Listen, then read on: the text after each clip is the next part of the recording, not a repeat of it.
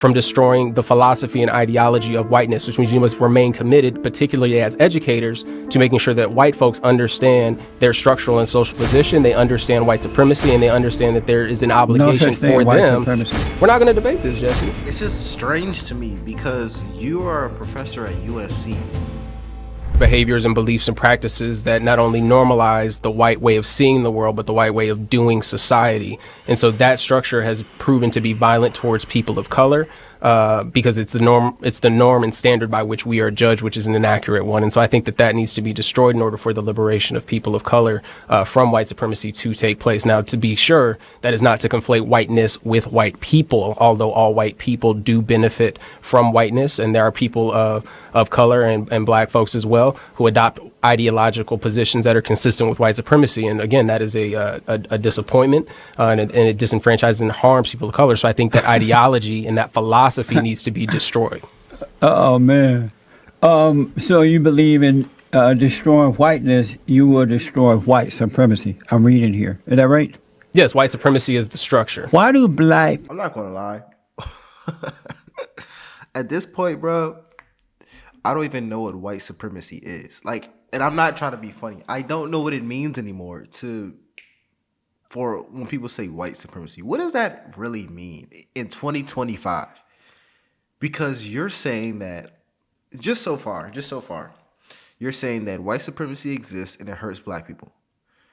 But black people can also adopt white supremacy and benefit from it. And even people who are white who do not benefit from white supremacy. Well, no, I'm confused. You say even people who are white who do not support white supremacy still benefit from white supremacy. And black people who adopt white supremacy also benefit from white supremacy. So my question is, what is white supremacy exactly in 2025? Nonetheless, this is a debate. This is a professor versus Jesse Lee Peterson on white supremacy. So let's get into it. People see most blacks, not all. The good ones don't. But why do most black people like yourself see white people as supreme over them?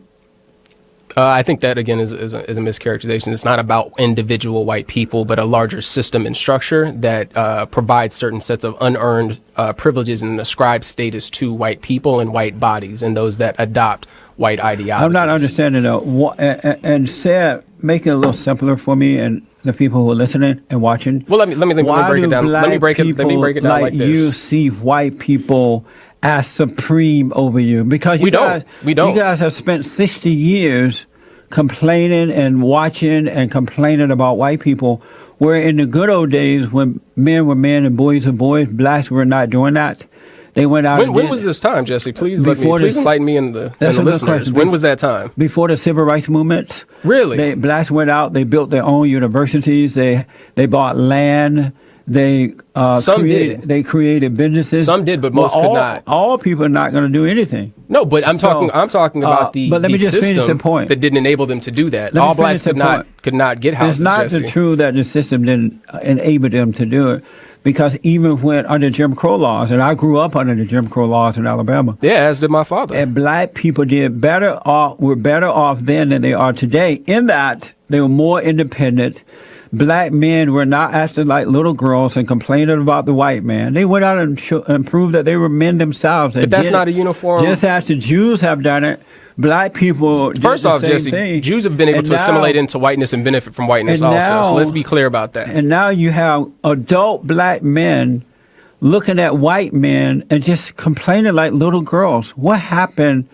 I mean, why do you see white people as supreme over you? Yes, you do. No, you just said it here. No, I didn't. White supremacy is a structural issue. Now, white people, and some white people, not all, some white people do feel that they are superior to black people. No, you feel that they are. No, I don't. They don't feel that way. No, I don't. We've made it very clear that we don't feel that way. White people do not feel that way. You can't speak for all white people. You ain't even white, Jesse. The blacks who are insecure feel that white people. That's not true. We're not talking about white people. We are talking about structural racism, Jesse. You're projecting. We're not projecting. Yes, you are. No, we're talking about systemic racism. You have a beautiful placard here that talks about drinking fountains. Right. And so when white folks are legislating where black people can get access to water, That is a structural form of racism. But even when they had the for colors only drinking fountain, for white only, blacks were still doing better today then than they are today, because the men were not sitting around whining like little girls talking about white people holding them back. Yeah, again, you're going into a different direction. You're conflating a lot of things. Let's disentangle some of this. Okay, when you're talking about black men in particular, you're now saying and suggesting, which again, based on the evidence that you have, is that black men are always the head of the household, and we know that not to be true. We know that we have matrilineal and matriarchal, which means they're headed and run by women. They were head of the household before they turned their lives over to the Democrats. All black men were not head of households. Not Jesse. all, most were. Most were not either. When I was growing up, most black men were head of their household. And that's what we call anecdotal evidence. Jesse, you are the case of one. You cannot be representative of all black folks. Now they are not, because they've allowed the black women to take over. No, they haven't. The reason that the reason there are less black men in households is because of mass incarceration. That's not true. It is true, no. Jesse. The evidence is clear. The data is there. No. Just because you say it ain't true, don't make it so. Absolutely not true. So they're talking about systemic and structural racism that negatively impacts the black community, and the reasoning on why we're failing behind, Jesse said, is because men aren't leading their households anymore. He said that because if you were to go back prior to the civil rights era, we were in our households and we were leading it, therefore we were better. The USC professor said, no, that's not the case. And the reason we're not in our households is because of, what did he say, mass incarceration in the black community. My biggest question is this. We all are aware that the biggest cause of mass incarceration is poverty. If you are living in impoverished communities, you have a higher likelihood of being incarcerated. That's just a fact. The only thing that really confuses me about this whole debate is that black women also grow up in poverty at the same rates black men do. There is not a disproportionate amount of black men and black women who grew up in poverty. Meaning that if you had, for every one black boy in poverty, there's a black girl in the same poverty. So when you talk about mass incarceration, you would assume that it would affect black women as well on the same rate that it would affect black men, or even close to the same rate. And statistics show this is just not the case. Obviously, women naturally commit less crime, but the point that I'm really getting at is that if you live in a black community, you don't have to commit crime. And it's a little ironic because black women are proving that. Being impoverished will not automatically make you commit crime. But when we talk about black men specifically who grow up in poverty, we kind of give them an out. Say, oh, they weren't able to get this life they want because they grew up in poverty. When we're forgetting that black women are growing up in the same exact poverty, but they're still going to school. They are still escaping poverty at higher rates than black men. Why is that? Why is that? It's because of excuses like this. And Jesse's points, I don't think the black community is better off prior to the civil rights era than we are now, because racism was really prevalent back then. It just was. But one of his points still stand.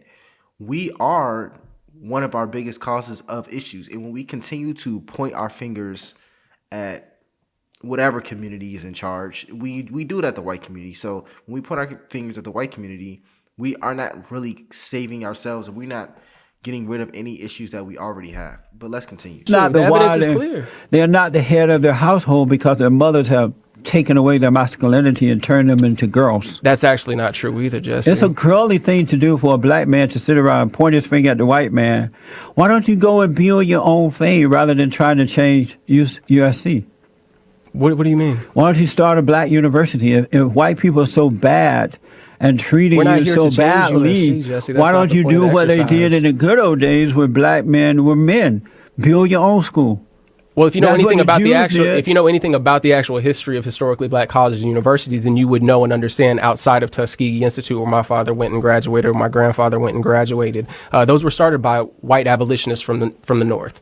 Okay, so when you're mischaracterizing and being ahistoric about what actually happened, then you're setting us on a path that is disingenuous and dishonest. Have you heard of Tuskegee Institute? I just mentioned Tuskegee Institute. That was started by a black man. I just said that. Well, I thought you said it started by white people. No, I said other than Tuskegee Institute, I didn't hear which you is founded say by Tuskegee. Booker T. You're Washington. speaking so fast and a whole lot of words. You got to keep up, Jesse. You on the radio. You got to keep up, baby. But I said other than Tuskegee Institute. You also say that by any and all means. And what do you mean by that? That's a sound bite. Are you advocating black on white violence? What are we talking about, Jesse? When you said you want to do this, Destroy whiteness by any and all means? Whiteness by any means. Are you advocating violence? Well, how are you defining violence, Jesse? You're putting words in my mouth. What do you mean when you say that? When I say by any and all means, that means that we must not back down from threats that I've received via email and social media this week. We must not back down from political opposition, from destroying the philosophy and ideology of whiteness, which means you must remain committed, particularly as educators, to making sure that white folks understand their structural and social position. They understand white supremacy, and they understand that there is an obligation for them. Supremacy. We're not going to debate this, Jesse. That they need to. It's just strange to me because you are a professor at USC. And I don't have a problem with USC. I don't know a lot about USC. I do know that it's a predominantly white institution. So the reason I'm bringing that up is because while you're teaching this, you're not a professor at a black school. You could be, but you're not, because you know you'll probably get paid less. You didn't even go to a black school. You brought up the fact that your father and grandfather went to black colleges, but you didn't, and you don't teach at one. I went to black schools. I did. My father and I don't know my grandfathers. I don't know any of my grandfathers.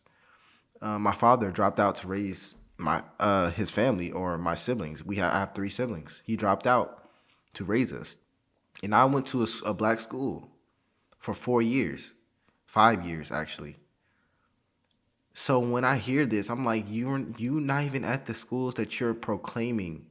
You probably didn't even grow up in the neighborhoods that you are talking about. I did. I grew up around predominantly black people. I went to a black school. So I am closer to the culture literally than you are. So when I hear this, I'm like, bro, you're double speaking. You're living one life and you're speaking about a different life. You talk about mass incarceration. You didn't grow up in no black neighborhood. Or you didn't go to no black school. You don't know what it's like. You don't. You really think mass incarceration is what's separating families? No, it's negative culture. It's the culture that doesn't promote marriage. That's what it is. And I'm telling you this because I grew up there. Yes, it's anecdotal, but the facts, well, we can't really prove it's mass incarceration. I don't know where he got that information from. But I grew up there. I'm telling you, it's the culture. No one is stopping black people from getting married. Mass incarceration is not stopping black people from getting married. You can get married in jail. I promise you can. And the majority of black people are not in jail. So what about the other 90% of people who are free? Is it mass incarceration there? No, it's culture. And when you have people who don't know anything about the culture, who aren't leaders in the culture, and they say things like this, it just really annoys me because you're not there. You're going off of a statistic books, and you're not living the life that you're proclaiming. That they need to understand that they have a role to play in dismantling that ideology that puts them in their own minds and in the white imagination ahead of people of color. Amazing.